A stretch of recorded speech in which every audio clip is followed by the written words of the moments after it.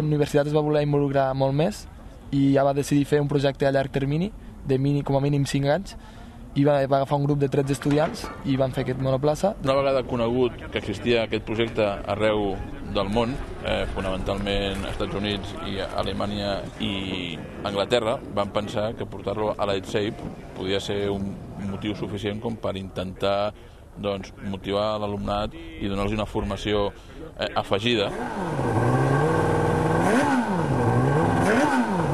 Hi ha moltes peces que s'aprofiten i es compren ja.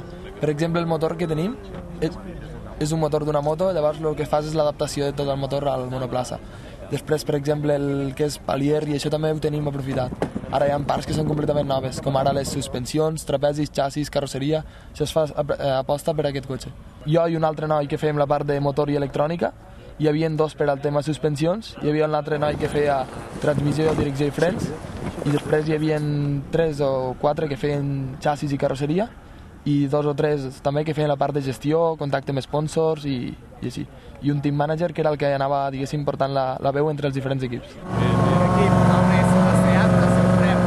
Pues jo crec que el que han après és resoldre problemes i situacions crítiques, de dir, això no continua, això es trenca. I s'han donat compte que treballant cal el doble, aquests problemes insolubles s'acaben resolent.